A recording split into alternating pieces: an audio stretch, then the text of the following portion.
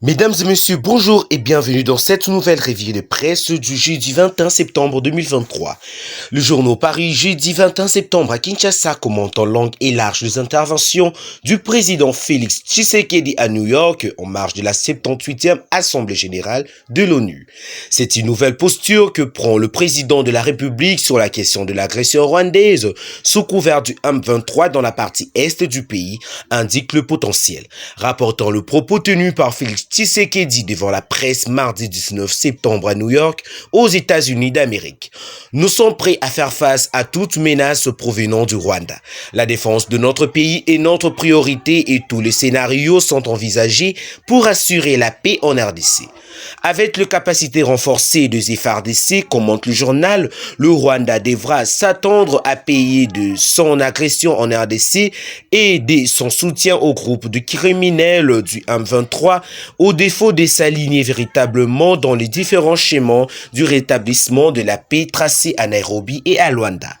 Félix Tshisekedi renchérit l'avenir, n'exclut aucun scénario pour défendre la RDC et avoir la paix véritable en République démocratique du Congo, considérant que le M23 n'est autre qu'un groupe criminel orchestré par Paul Kagame, affirme qu'aucune négociation ou dialogue n'est envisageable avec de tels criminels. Selon la prospérité, Félix Tshisekedi accuse en effet le Rwanda de soutenir de semeurs de troubles du M23 qui, curieusement, demande même un dialogue alors qu'ils sont coupables de flétrissures à l'égard de la RD Congo pour de faits de guerre, de viols, massacres et actes terroristes perpétrés sur son sol et contre les populations civiles dont la plupart sont en race. Le sort de la MONUSCO, le chef d'État congolais a réaffirmé cette même position lors de son intervention mercredi à la tribune des Nations Unies, au cours de laquelle, selon l'Avenir, il a également appelé au retrait accéléré de la MONUSCO. Tshisekedi s'est étonné de constater que plusieurs décennies après, la MONUSCO n'a pas réussi à mettre fin à la prolifération de groupes armés ni à protéger la population civile, rapporte le quotidien. Ajoutant qu'il a ainsi instruit au gouvernement de la République entamer des discussions avec l'ONU pour un retrait accéléré de la MONUSCO en décembre 2023, en lieu et place de 2024 comme convenu initialement.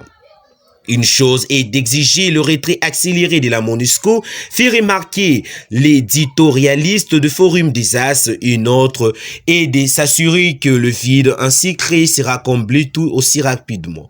Le vrai défi du Congolais, selon le journal, c'est de laver l'affront au front que constitue l'occupation de pan du territoire national qu'est l'armée rwandaise.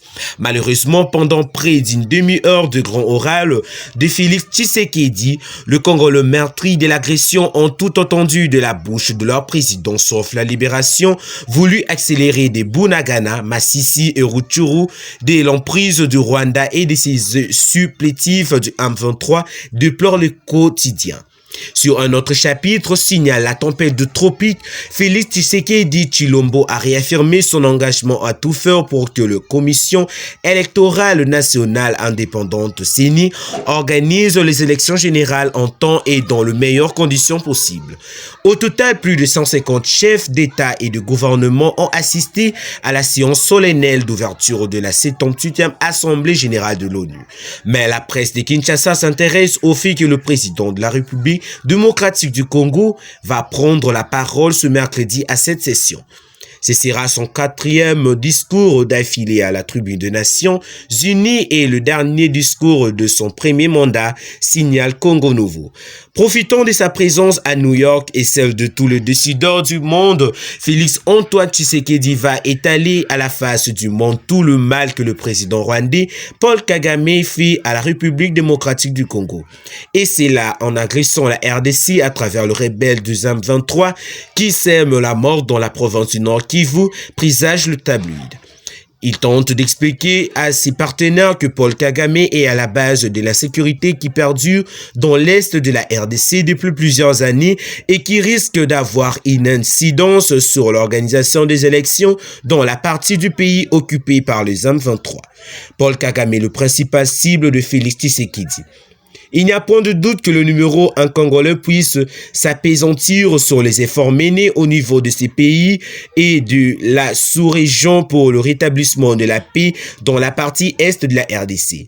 Une paix qui est un vrai défi pour Félix Tshisekedi en cette période où la démocratie congolaise entend s'enraciner davantage avec le processus électoral qui a pris le dernier virage vers son terminus. EcoNews estime cependant que le séjour new-yorkais de Félix Tshisekedi ne sera pas de tout repos. Outre l'exercice devenu rituel de la dénonciation du Rwanda, dont l'armée occupe depuis un an de pan entier de la province du Nord Kivu, le souci ne manque pas au pays, explique les tabloïds. À ce sujet, le journal parle notamment de fortes pressions sont exercées sur le gouvernement à la suite de l'arrestation et la mise sous mandat d'arrêt provisoire du journaliste Stanis Boujakera du procès Idi Kalonda de la répression sanglante de Goma, la dépréciation de francs congolais et des conséquences de la suspension de vol par la compagnie nationale Congo Airways. Pour sa part, l'avenir déplore l'attitude fichée à ces assises par le président américain Joe Biden. Il est resté curieusement muet face à l'agression barbare dont la RDC est victime. Là où les experts de l'ONU ont démontré preuve à l'appui commande, le Rwanda pile et tue la RDC, sans oublier le travail fait par l'ONG Human Rights Watch qui détaille le crime perpétué par la RDF. L'Américain Biden préfère ne pas citer Kagame dont l'agression sur Rani a fauché des millions de vies humaines et est à la base d'un manque à gagner important au niveau du trésor public, note le quotidien.